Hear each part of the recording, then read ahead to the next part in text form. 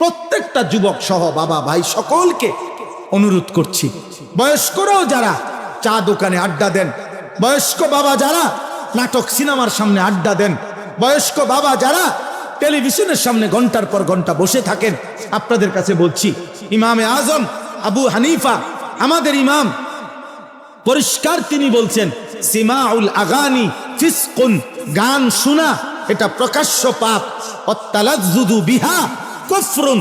ইমামে আজম আবু হানিফা বলেন, গান শুনে যদি কেউ মজা পায়, স্বাদ পায়, আহ আহ করে উঠছে, অথবা এরকম তাল মারছে, অথবা পায়ের তাল ঝুমকুরের সাথে, বাদ্যের সাথে, গানের তালে যদি সে ডোলে মজা পায়, হ্যাঁ আওয়াজ করে, ইমামে আজম আবু হানিফা বলেন এরকম স্বাদ এবং মজা পাওয়া কুফরি, কুফরি, কুফরি।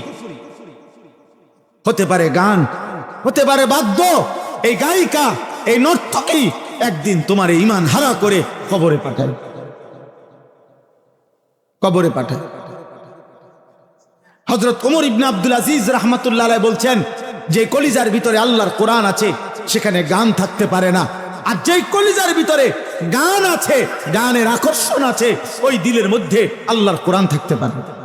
লা ইয়াজতামিউ ফি কলবিন ওয়াহিদিন আল কোরআন ওয়াল গিনা, ইম্মাল কোরআন ওয়া ইম্মাল গিনা, হয় গান থাকবে নয় কোরআন থাকবে। আমার কাছে আরবি কিতাব আছে, ইমাম ইবনুল কাইয়িম আল জাওজি রাহমাতুল্লাহ আলাইহির বিখ্যাত কিতাব, ওইখানে আছে, তিনি বলছেন যে পূর্ববর্তী জামানায় এমন ব্যক্তি এই পৃথিবীতে অতিবাহিত হয়েছে, নাউজুবিল্লাহ, আজীবন গান আর বাদ্যের সাথে, নৃত্য আর নারীর সাথে যার জীবন কেটেছে, খোদার কসম কিতাবে লিখছে, আরবি কিতাবে, যে মৃত্যুর সময় ওই নাফরমানকে বলা হয়েছে, কুল লা ইলাহা ইল্লাল্লাহ মুহাম্মাদুর রাসূলুল্লাহ, কালেমা পড়তে তাকে যখন বলা হয়েছে, অহুয়া ইউরাদ্দিদু আবিয়াতাম মিনাল আগানি, তখন সে তার সারা জীবনের গানের বাক্যগুলো কেবল দোহরাইতেছিল। আল্লাহর কসম কিতাবে লিখছে, শেষ পর্যন্ত এই গানের শব্দ বলতে বলতেই কালেমা ছাড়া বেঈমান হয়ে কবরে চলে গেছে। ইমামে আহমদ ইবনে হাম্বল রাহমাতুল্লাহ আলাইহি বলছে, আল গিনা ইউমবিতুন নিফাকা ফিল কলব, গান বাদ্য নৃত্য গায়িকার আসর এটা কলিজার মধ্যে ধীরে ধীরে মুনাফিকি তৈরি করে, মুনাফিকি তৈরি। এজন্য নওজোয়ান ভাই, এমন হায়াত নষ্ট করো না, এমন রাত শেষ করো না, এমন জীবন নষ্ট করো না। আরেকবার দুনিয়ায় আসবা না আব্বা, আর কোনো দিন না।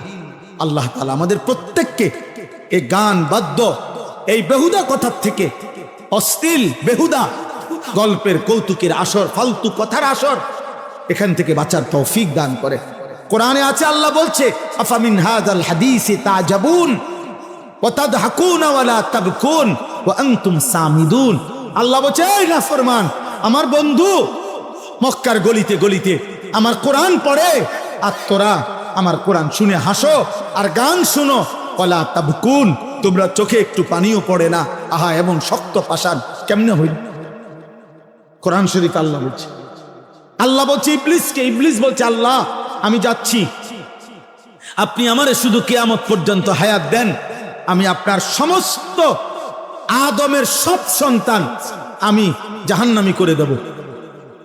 নাউজুবিল্লাহ। কোরআনে আছে, আল্লাহ তখন বলছে, বেঈমান যা, তুই তোর দল বল সৈন্য সামন্ত নিয়া আমার বান্দার বিরুদ্ধে লাগিস।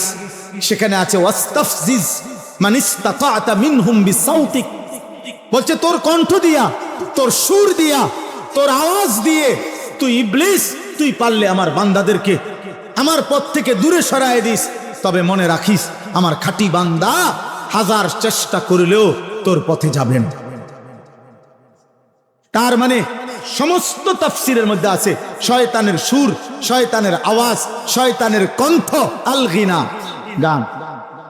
প্রতিটা গান, প্রতিটা বাদ্য, নারীর প্রতিটা নাচ, গানের সুর, গানের ঝংকার, বাদ্যযন্ত্রের আওয়াজ, এটা আল্লাহর কসম, এটা সাউতুশ শয়তান, এটা শয়তানের আওয়াজ, শয়তানের আওয়াজ, শয়তানের আওয়াজ, যার দ্বারা সে মানুষকে আল্লাহর পথ থেকে জাহান্নামের পথে নিয়ে যায়।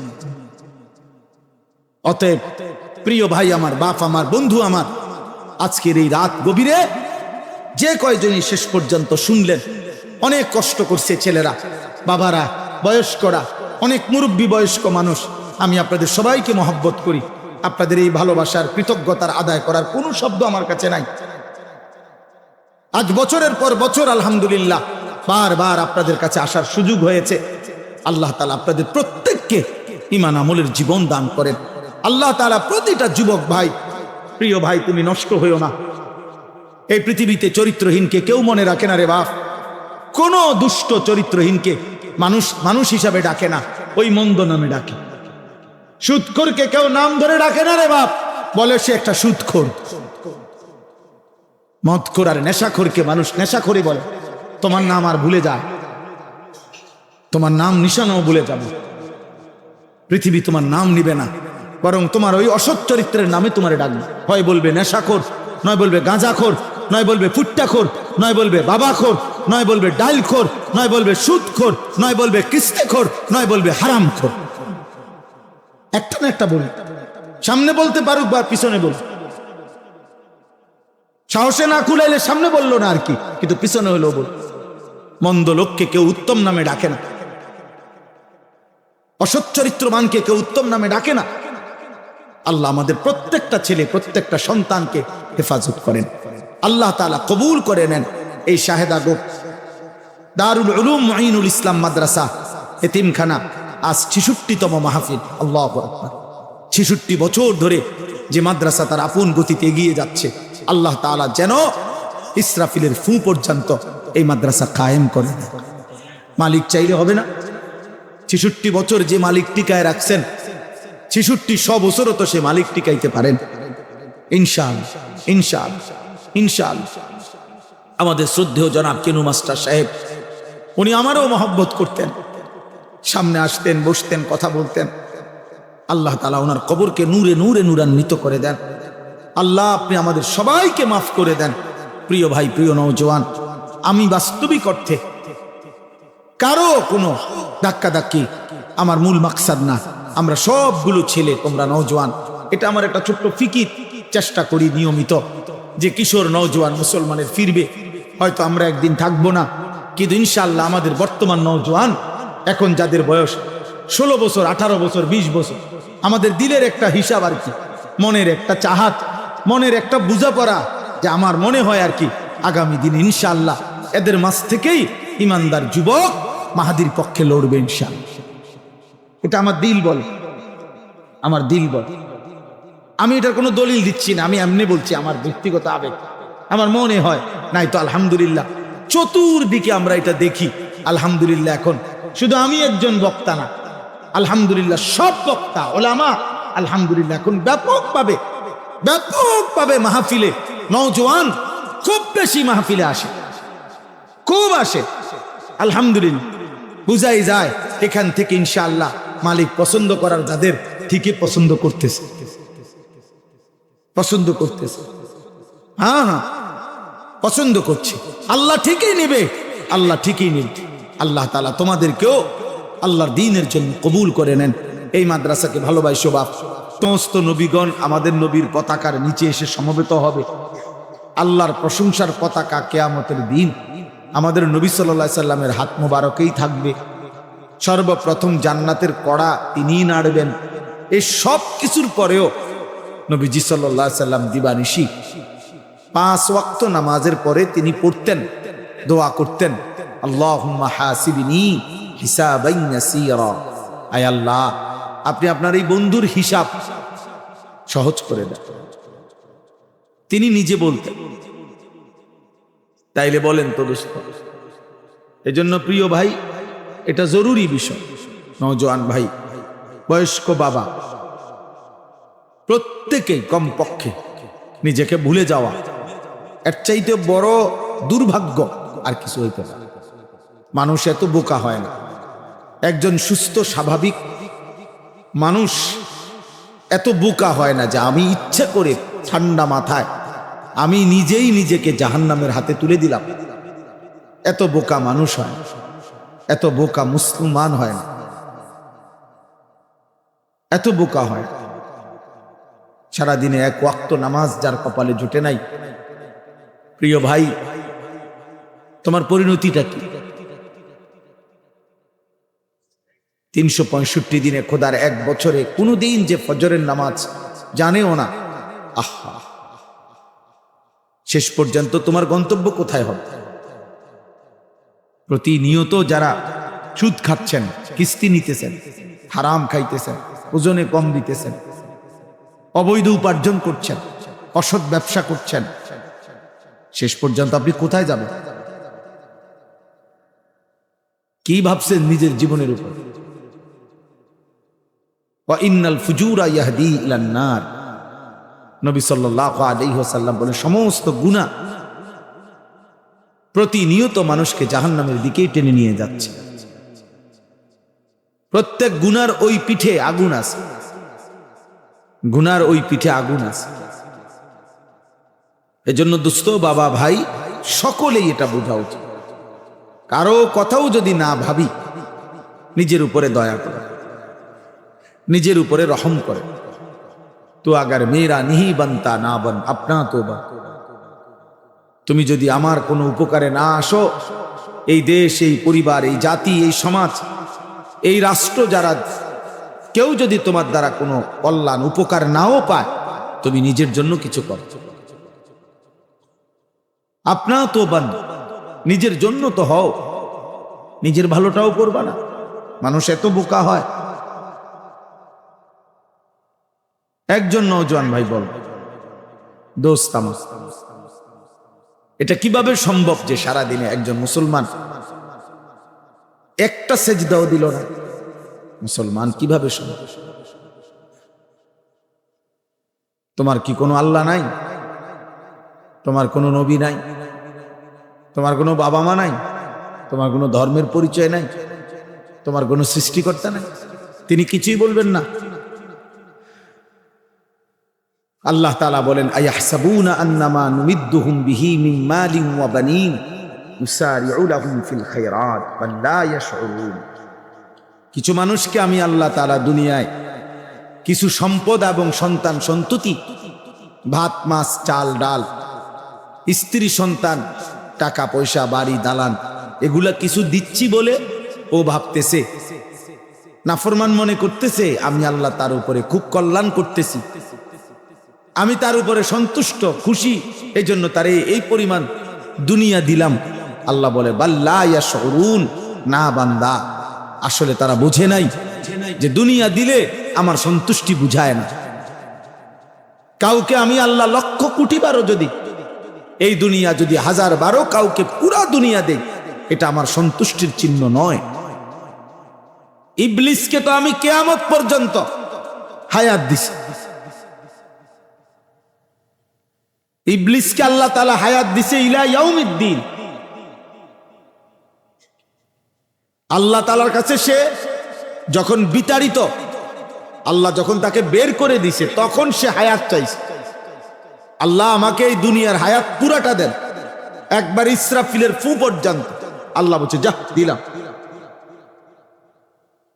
তাহলে ইবলিসের চাইতে মালউন, রাজিম, অভিশপ্ত আর কে হইতে পারে? তাহলে আল্লাহর কাছে যে এতটা ঘৃণিত, আল্লাহর কাছে এতটা অভিশপ্ত, ওয়া ইন্না আলাইকাল লা'নাতা ইলা ইয়াউমিদ্দিন। আল্লাহ বলছে, আজকের থেকে নিয়ে কিয়ামত পর্যন্ত তোর উপরে আমি আল্লাহর লানত। এত লানত আল্লাহ যাকে দিলেন, অথচ তাকেই আল্লাহ বলছে, ঠিক আছে আমি তোকে আখিরাত পর্যন্ত হায়াত দিলাম। ইসরাফিলের ফু পর্যন্ত। ইবলিস কি মাঝখানে 2-1 বার মারা গেছে? কথা বলে না, মারা গেছে 2-1 বার। তো সেই প্রথম সৃষ্টি আদম আলাইহিস সালাম, উনাকে সেজদা না দেওয়ার অপরাধে, আল্লাহর হুকুম লঙ্ঘন করার কারণে, সেই থেকে যে সে শয়তান, আজ পর্যন্ত তার মৃত্যু হয়নি। তাহলে কোন নেককার লোক এতদিন বাঁচছে? তো তাই দুনিয়া তো আল্লাহ তাকে দিছে, দুনিয়া তো আল্লাহ তাআলা ইবলিসকেই দিছে, এত লম্বা হায়াত দিছে। এই পৃথিবীতে সবাই তো বাঁচতে চায়, তো ইবলিসের সমান হায়াত তো এখনো কেউ পায় না। এই জন্য আল্লাহ বলেন, বান্দা, দুনিয়া যদি আমি 1000 বারও পাও, 1000 বছরও যদি দুনিয়া পাও, তারপরও এটা আমার সন্তুষ্টির চিহ্ন না, সন্তুষ্টির চিহ্ন না। কাফের বেঈমানদেরকে আল্লাহ তাআলা প্রতিনিয়ত আমাদের চাইতে বেশি দুনিয়া দিয়ে রাখছে, অর্থ সম্পদ, প্রভাব প্রতিপত্তি, কিন্তু এটা আল্লাহর সন্তুষ্টি? আল্লাহ তাআলা বেঈমান মুশরিকদের উপরে রাজি খুশি? কথা বলে না। সন্তুষ্ট আল্লাহ? তাহলে তাদেরকে এত বেশি দুনিয়া দিলেন। আমাদের দেশে 4 তলা 6 তলা বিল্ডিং ওয়ালারে বড় লোক বলে। ইউরোপ আমেরিকার মধ্যে তো 4 তলা 6 তলা বিল্ডিং এ ছাগলও পালে না,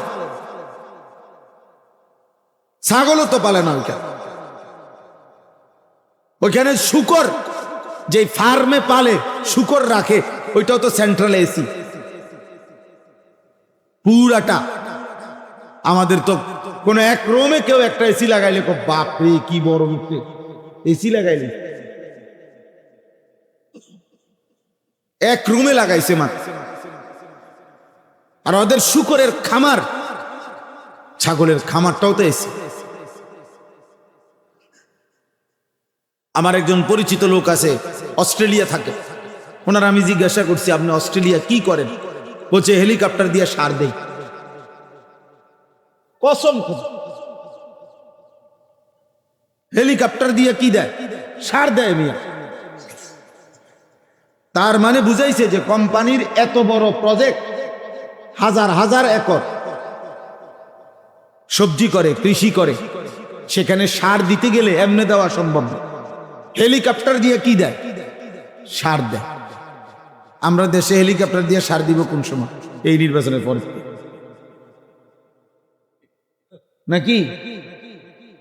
এই ফেব্রুয়ারি নির্বাচনের পর থেকে সার দিব হেলিকপ্টার দিয়া। আমরা দেশে অটো সরিয়ে তো শেষ হয়েছে আমাদের কি হেলিকপ্টার। তাহলে দুনিয়া তো আল্লাহ বেঈমানকে বেশি দিচ্ছেন।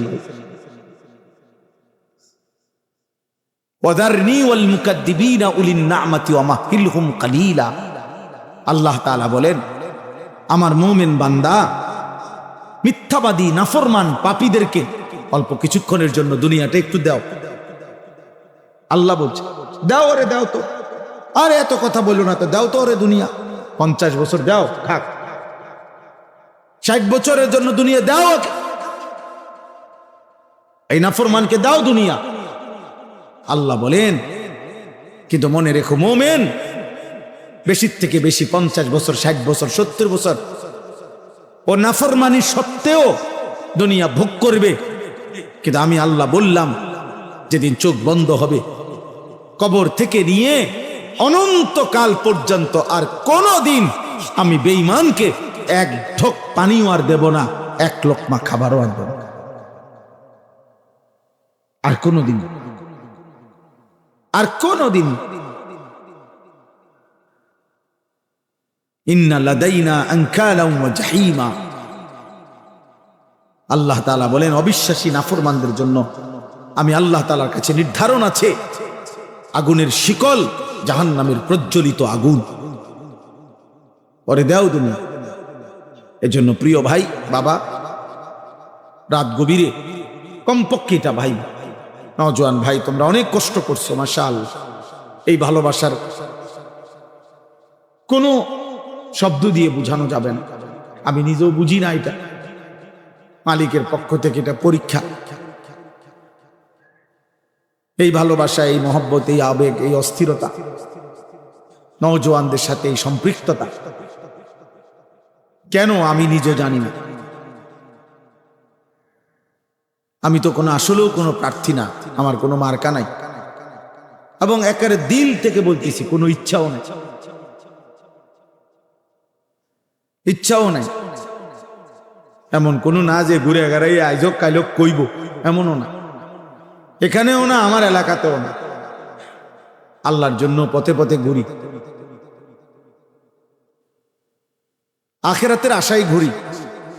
এই জন্য আমরা দয়া করে সবার কাছে অনুরোধ, নওজোয়ান ভাই, এই ভালোবাসা আল্লাহর জন্য হোক, এই ছুটাছুটি আল্লাহর জন্য হোক, এই মহব্বত আল্লাহর জন্য হোক। বলো আমিন। ভালোবাসা যদি আল্লাহর জন্য হয়, মহব্বত যদি আল্লাহর জন্য হয়, এই এগিয়ে আসা আল্লাহর জন্য যদি হয়, পরিবর্তনের জন্য, ইনশাআল্লাহ আগামীর পৃথিবী তোমাদের হাতেই কালেমার পতাকা উড়বে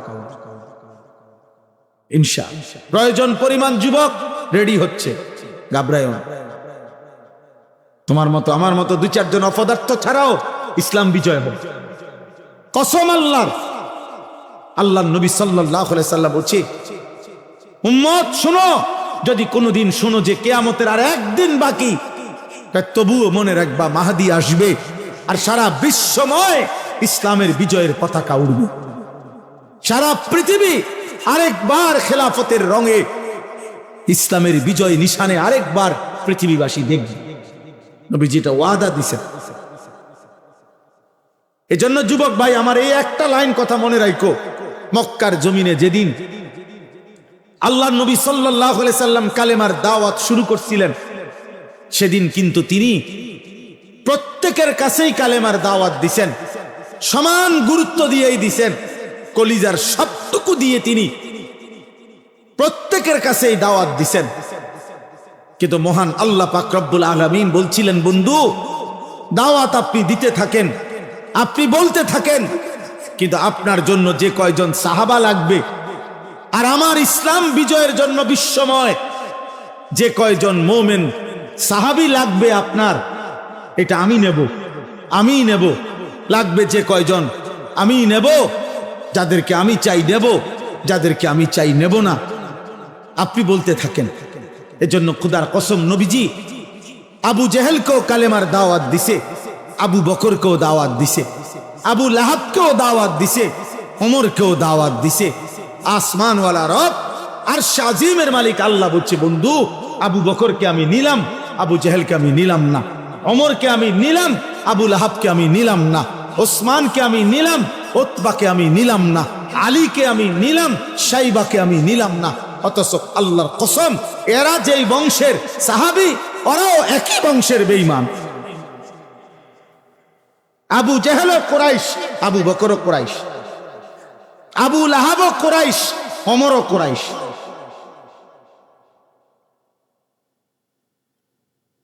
যেই সমস্ত কথাটা শুনলা না, যে সমস্ত অপদার্থ মোবাইলটা এরপরও হাতে ধরে রাখলা, তোমার মতো বেয়াদব চলে গেলে ভালো। তোমার মতো দুই চারটা ফালতু চলে গেলে ভালো। ভাইয়া চলে যাও, ভাই যাইয়া বাসায় ঘুমাও। এখন ভাল লাগলো নি, লজ্জা পাইলে আবার হাসে। আরে মানুষ বুঝি এত বেওকুফ হয়। নিচে বসো, এই ছেলে নিচে বসো, বসো নিচে বসো, বসো নিচে নামো। তোমার বাবার চাইতে বেশি বয়স্ক নিচে বসা আছে।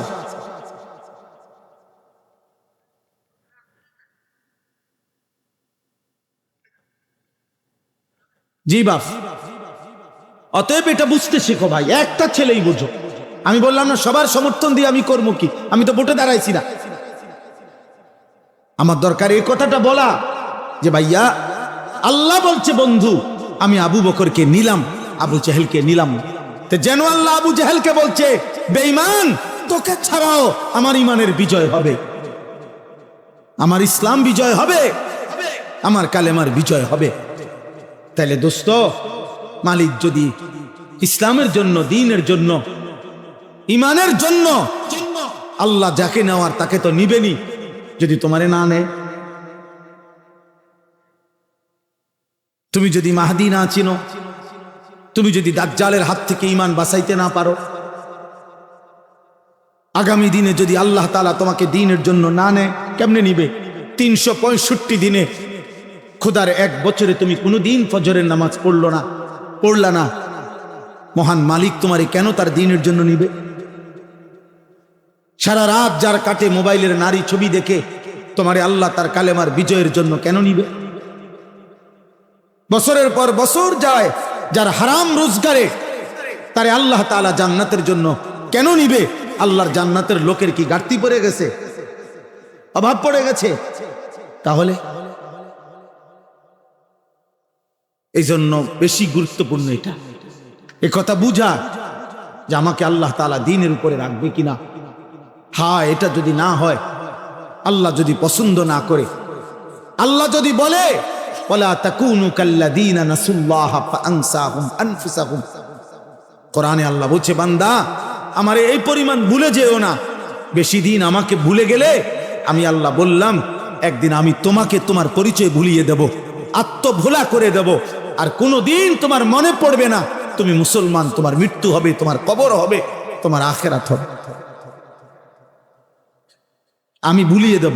ফাআনসাহুম আনফুসাহুম, আমি তোমার পরিচয় তোমারে ভুলে যাবো, আত্মভোলা, আত্মবিস্মৃত হয়ে যাবা। নিজের বংশ, নিজের ইজ্জত, তোমাদের অগণিত ছেলে যাদের মাথায় মুশরিকের চুল, বেঈমানের চুল, তোমাদের একজনেরও তোমাদের বাবার কথা মনে নাই। তোমার বাবা এমন ছিল না, তোমার বংশে এমন কারো চুল নাই। বিগত 100 বছরে তোমার ফ্যামিলির কেউ এমন চুল রাখে নাই, তুমি কোন বেঈমানের মতো চুল রাখছো? মানে তুমি এই প্রথম তোমার বংশ থেকে, তোমার ধর্ম থেকে তুমি নিজেকে সম্পর্ক বিচ্ছিন্ন করে নিলা। এর পরের জেনারেশন যদি তোমার হাতে তৈরি হয়, তোমার আমার সন্তান, আমি আমার বাবার সন্তান, আমার বাবা টুপি মাথায় দিছেন, আমিও আজও টুপি মাথায় দেই। আমার বাবা দাড়ি রাখছেন, আমি আজও দাড়ি রাখি। আমার বাবা মৃত্যু পর্যন্ত পাঞ্জাবি পরছেন, আমি আজও পাঞ্জাবি পরি। আমার বাবা মৃত্যু পর্যন্ত লুঙ্গি পরছেন, আমি আজও লুঙ্গি পরি। তাহলে আমি আমার বাবার অনুসরণ, আমি আমার রাসূলুল্লাহ সাল্লাল্লাহু আলাইহি সাল্লাম, আমার রাসূলের সাহাবাদের অনুসরণের উপরে চলার চেষ্টা করছি। কিন্তু তুমি তো তোমার আল্লাহ, তোমার রাসূল, সাহাবা, আউলিয়া, উলামা, এমনকি তোমার আপন বাবা এবং পূর্বপুরুষের থেকেও সম্পর্ক বিচ্ছিন্ন করে চুলে, চেহারায়, লেবাসে, পোশাকে, চাল চলন, চিন্তা, হাসি, মজাক, কথাবার্তা সবকিছুতে নিজেকে বিচ্ছিন্ন, আলাদা করে দিলা। কি বুঝাইতে চাচ্ছ তুমি? মুসলমান না বেঈমান? কি বুঝাইতে চাও? কি বলতে চাচ্ছ তুমি? তোমার মতো বেডই না হইলে ইসলাম টিকবে না, না? কি মনে করছো আব্বা? তোমাদের মতো বেনামাজি ছাড়া ইসলাম টিকবে না?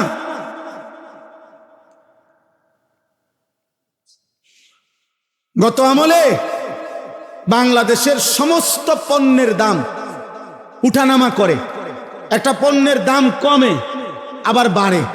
আচ্ছা, এটা সবসময় একটা চলমান ধারা। কিন্তু যেই চামড়া বিক্রি করতো স্বাভাবিকভাবে 2200 টাকা, 2500 টাকা, কমসে কম 3000 টাকা, এইটারে সূক্ষ্মভাবে সিন্ডিকেট করে, কৌশল করে এই ফ্যাসিস্টের দোসররা গত আমলে কৌশল করে, পরিকল্পনা করে বলছে যে কওমি মাদ্রাসার হুজুরদের বছরে একটা বড় আয়ের উৎস চামড়ার টাকা। ওরা চামড়ার টাকা দিয়া তাদের বোর্ডিং চালায়, তাদের একটা বড় আয়ের উৎস। এই জন্য ঠান্ডা মাথায় কৌশল করে চামড়ার মূল্যটাকে এমন ভাবে নামায় লাইছে, এটার দাম হয়ে গেছে 100 টাকা, 200 টাকা। হাজার হাজার চামড়া, কোরবানির শত শত চামড়া ফেলে দিছে, মাটিতে গাইরে লাইছে। কেউ দাম নাই, কেউ নেয় না, ট্যানারিওয়ালারাও নেয় না। কত কওমি মাদ্রাসা ঢাকাতে, শহরে, বন্দরে চামড়া নিয়ে অসহায়ের মতো পড়েছিল। দুশ্মন ভাবছে, ষড়যন্ত্রকারী মুনাফিকরা ভাবছিল এতে করে কওমি মাদ্রাসাগুলো শেষ হয়ে যাবে। কিন্তু আজকে 17 বছর পরে ফ্যাসিস্ট পলায়ন করেছে, কওমি মাদ্রাসাও বন্ধ হয় নাই, একটাও না। রিজিক জমিনে না, রিজিক আসমানে। কারো ষড়যন্ত্রে ইসলাম সূর্যের মতো। প্রিয় ভাই, প্রিয় বাবা, আমার মোহতারাম মাওলানা মুফতি আমজাদ হোসেন সাহেব এই মাত্র শুনাইছেন আফগানের কথা।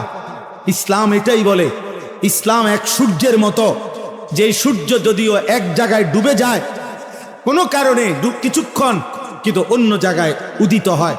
একই সাথে পৃথিবীতে কখনোই একই মুহূর্তে অন্ধকার হয় না। বুঝেন নাই?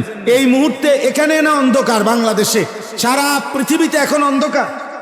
কথা বলেন, সারা পৃথিবীতে এখন সূর্য ডুবে গেছে না? পৃথিবীর কোথাও না কোথাও সূর্য আছে কিনা এখনো? অবশ্যই আছে, অবশ্যই আছে, অবশ্যই আছে। ইসলাম এমন সূর্যের মতো, কোনো জায়গায় যদি কোনো সময় কোনো প্রেক্ষাপটে মুসলমান নির্যাতিত হয়, মুসলমান ব্যাপকভাবে যদি শহীদ হয়, শেষ হয়ে যায়, কিন্তু একই মুহূর্তে পৃথিবীতে ইসরাফিলের ফু পর্যন্ত কখনোই ইসলাম চূড়ান্ত একসাথে ধ্বংস হবে না, এটা আল্লাহর ওয়াদা। এই জন্য যদিও গাজা ফিলিস্তিনের মুসলমান রক্তের দরিয়ায় ভাসতেছে, কষ্টের দরিয়ায় ভাসতেছে, অভুক্ত হয়ে মরতেছে, যদিও রক্ত জমছে, শাহাদাতের খুন দিতেছে, দেখলে মনে হচ্ছে মুসলমান শেষ না। আল্লাহ বলছে আবার তাকিয়ে দেখো, আফগানে ইমানের সূর্য পথ করে উঠছে, ইসলামের সূর্য উঠছে। ইসলাম ডুবে নাই, ইসলাম হারে নাই, ইসলাম হারে নাই।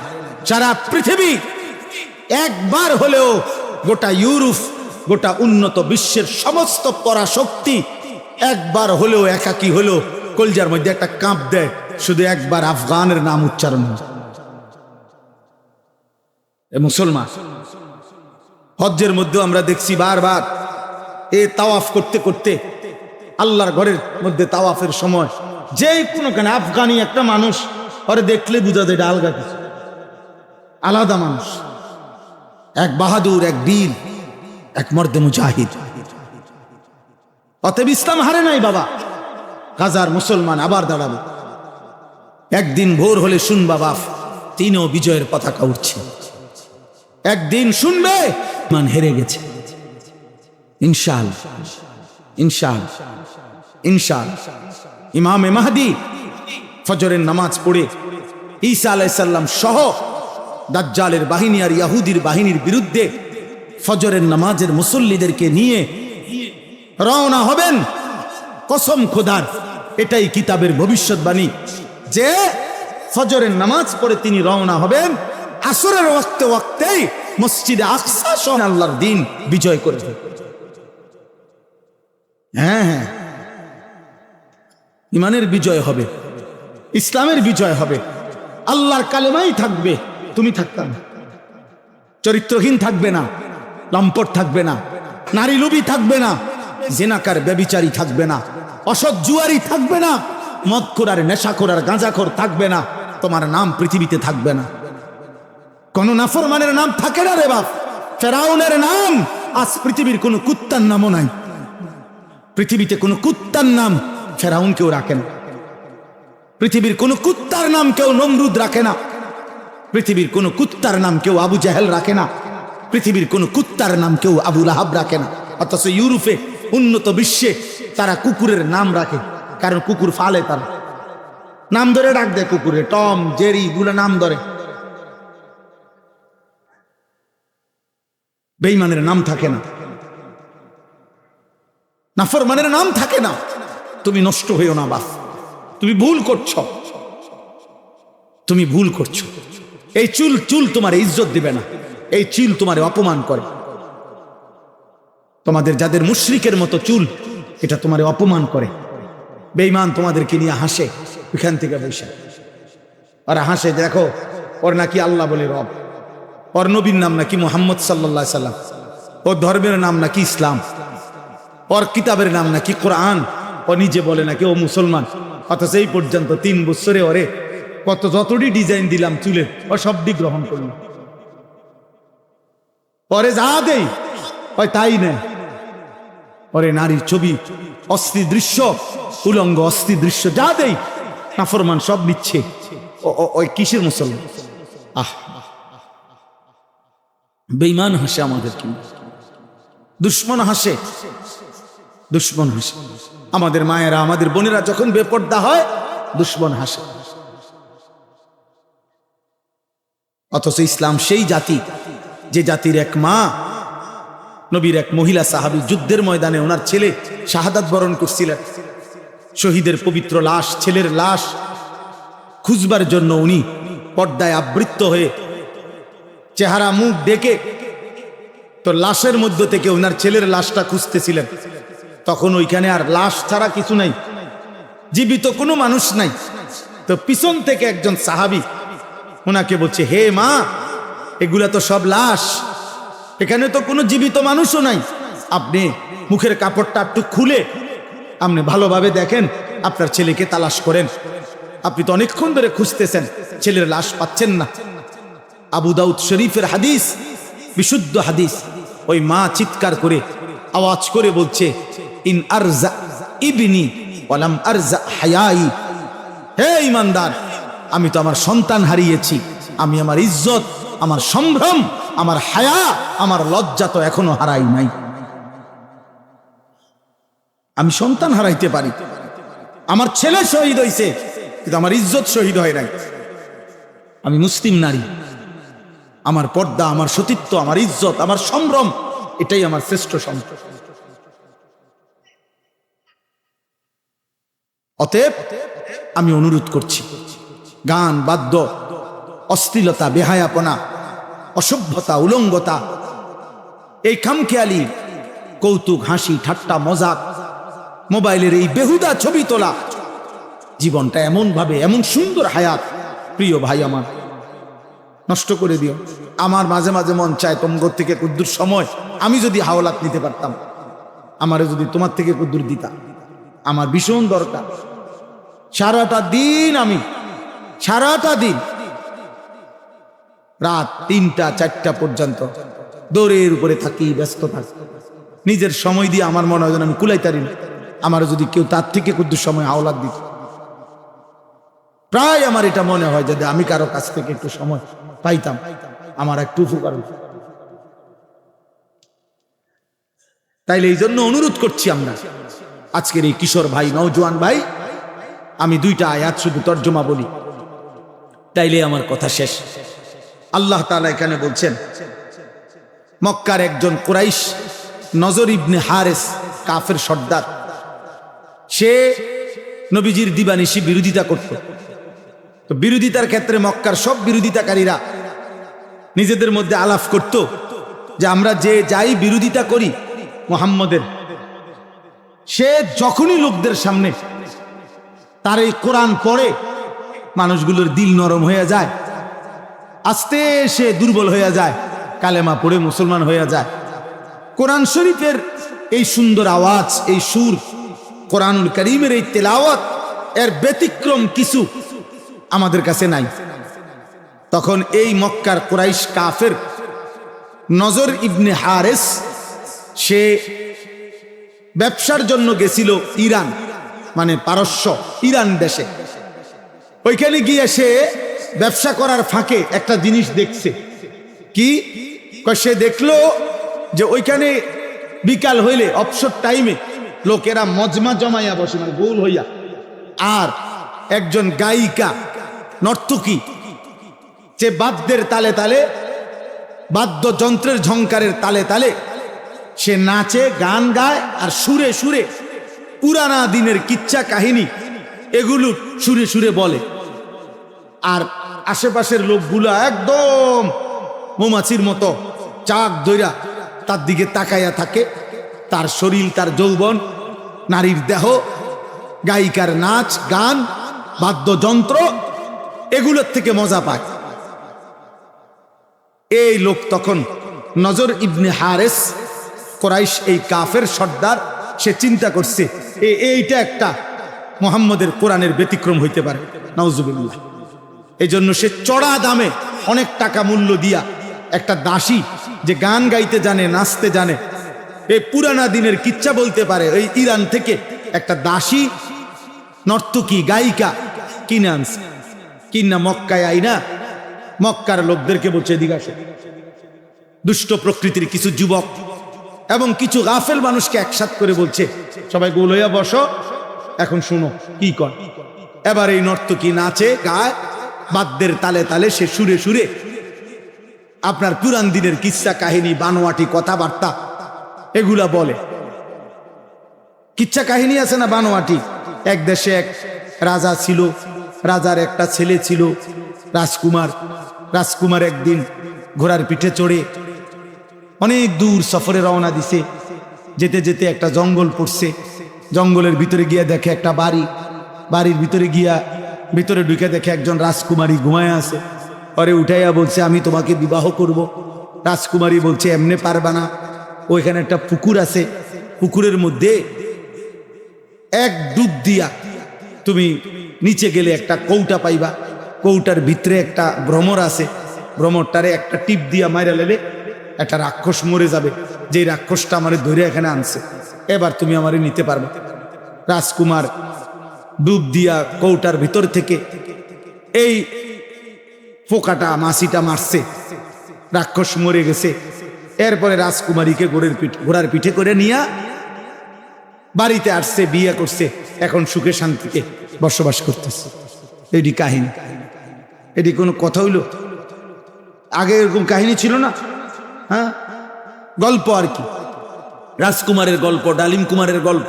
আমি তো ছোটবেলায় স্কুলের বইয়ে ডালিম কুমারের গল্প আমি পড়ছি, ক্লাস 3-4 স্কুলের বই। তাইলে এরকম বানোয়াটি কাহিনী, গান, বাদ্য, গায়িকা, গানের আসর জমাইত। আল্লাহ তাআলা তখন কোরআন শরীফের এই আয়াত নাজিল করছে। এই শেষ কথা আল্লাহ তাআলা বলেন, অমিনান নাসি মান ইয়াশতারি লাহওয়াল হাদিস লিয়ুদিল্লা আন সাবিলিল্লাহ বিগাইরি ইলমিন ওয়া ইয়াত্তাখিযাহা হুজুয়া। আল্লাহ বলেন, বন্ধু, কিছু মানুষ আছে এমন যারা অনর্থক কথাবার্তার জন্য এই হারাম গান, বাদ্য, গায়িকা, বাদ্যযন্ত্র এবং অসার, অবান্তর, অপ্রয়োজনীয় বেহুদা কথাবার্তার আসর জমায়, এরকম ব্যবস্থা করে, সংগ্রহ করে।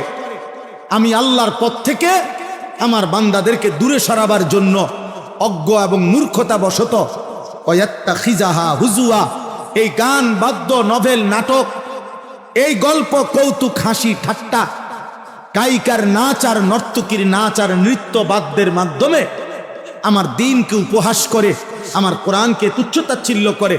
আল্লাহ বলেন, উলাইকা লাহুম আযাবুম মুহিন। আমি আল্লাহ ঘোষণা দিলাম, আপনি বন্ধুর মাধ্যমে জানিয়ে দিলাম, এমন নাফরমানদেরকে আমি আল্লাহ অত্যন্ত লজ্জাজনক, অপমানকর, যন্ত্রণাদায়ক আযাব দেব। আযাব দেব কোরআনের মোকাবেলায়, আমার দ্বীনের মোকাবেলায় যে গান, বাদ্য, নৃত্য, গায়িকা, নায়িকা, গানের আসর, গল্পের আসর, বেহুদা কথার আসর জমায়, ঠাট্টা, কৌতুক, মজাক করে, আল্লাহ বলেন আমি তাকে শাস্তি দেব।